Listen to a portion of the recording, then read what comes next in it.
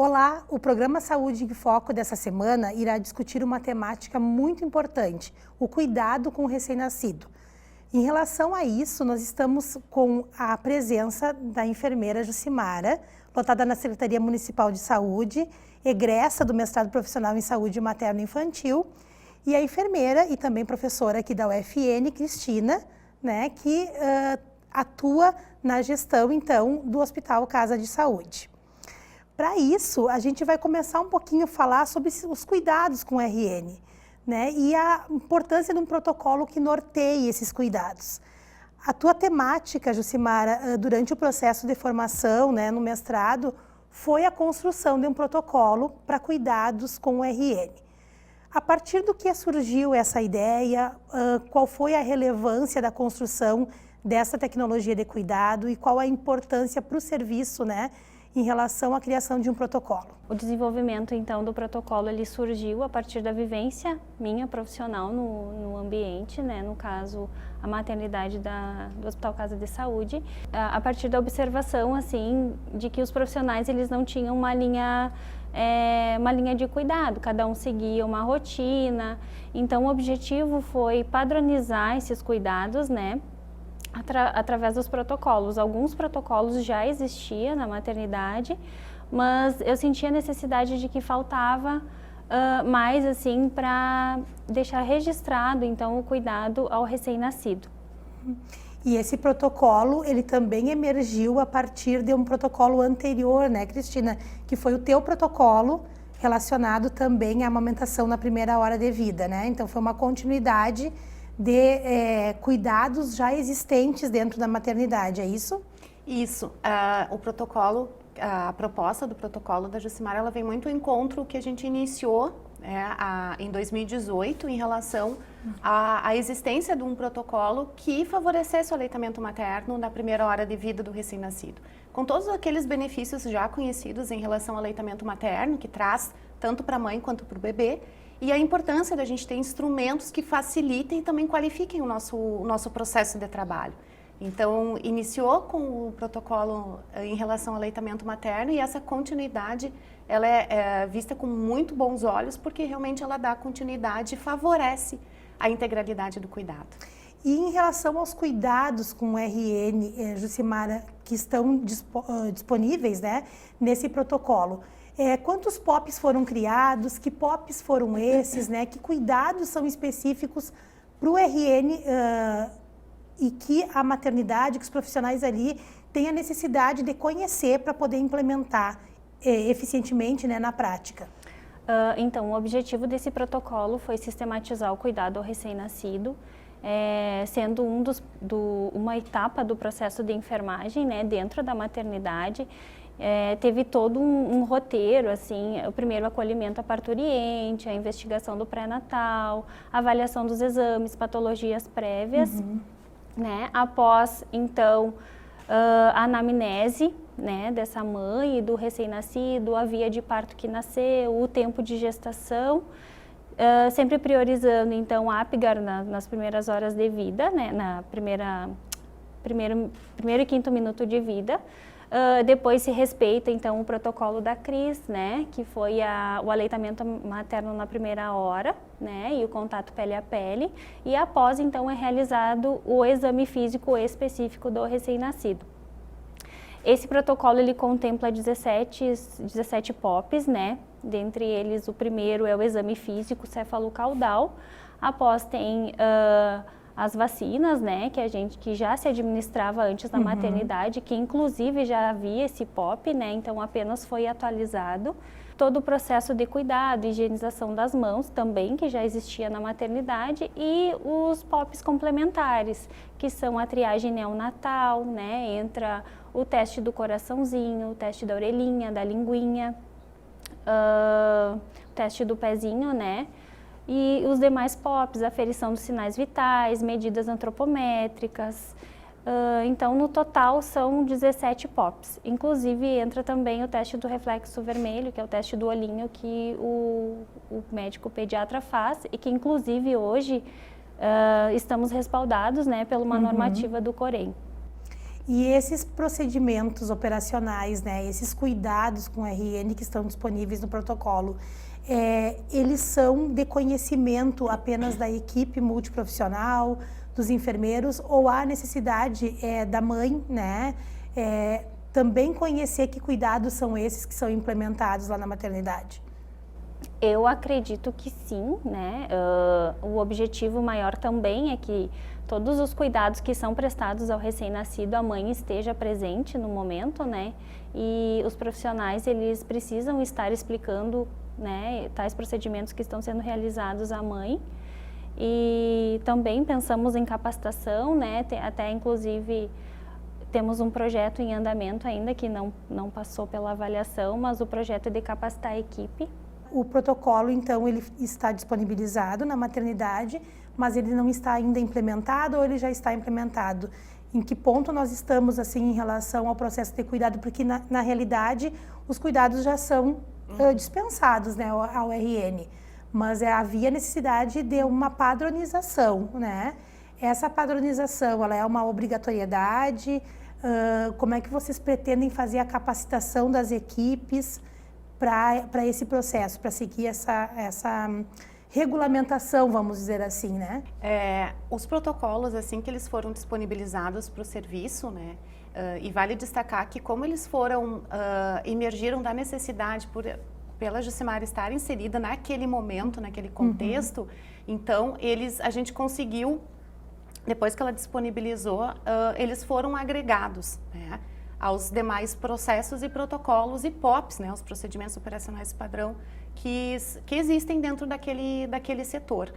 E a gente está na fase de capacitação, né, de conhecimento dos profissionais. Eles estão junto à documentação do hospital, né, em relação à parte de processos da assistência de enfermagem.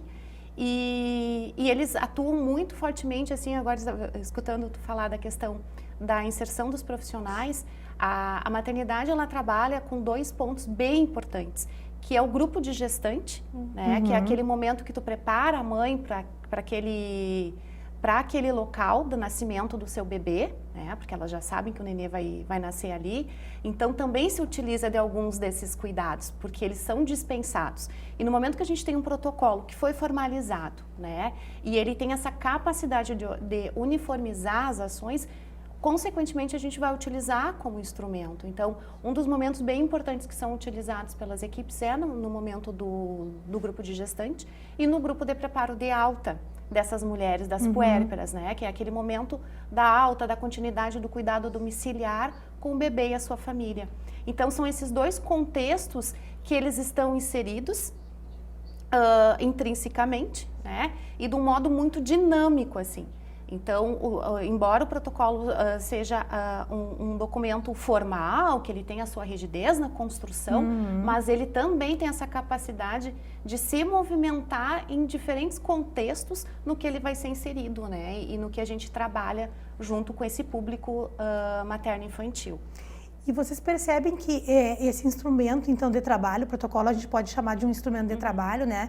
Relacionado, neste caso, aos cuidados com o RN, ele poderia, Jucimara, em algum momento ser um documento ou um instrumento pedagógico para a formação de estudantes na enfermagem? Como que tu pensa a respeito enquanto instrumento também formativo? Eu acredito que sim. Inclusive, na minha área de atuação, na Unidade Básica de Saúde, eu mostro para os alunos, né? A gente recebe alunos da graduação, então eu já mostro o protocolo e eles ficam encantados, assim, com os detalhes do exame físico. Eu acho que seria muito útil, assim, a nível didático, né? Para ensino mesmo. Para utilização no ensino. E fora que, além da utilização no ensino, a gente está falando também de processos de enfermagem, né? De uma das etapas do processo de enfermagem na utilização com os estudantes, com os acadêmicos.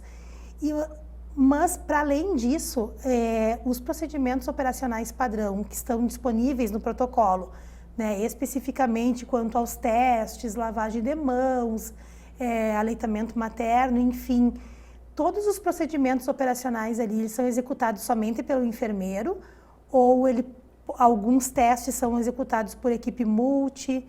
Ou quais são, assim, as especificidades que seriam de aplicabilidade somente do enfermeiro ou da equipe de enfermagem para outros profissionais que tu conseguiu delinear no instrumento, Jucimara? Tem alguns exames, né, principalmente da triagem neonatal, que são realizados pelo enfermeiro, por exemplo, o teste do reflexo vermelho, o teste do frênulo lingual, né, e outros, os técnicos podem atuar também, por exemplo, a aplicação das vacinas, né, que é a hepatite B, a BCG, que as meninas já fazem lá na maternidade, teste do pezinho também, elas estão capacitadas para isso.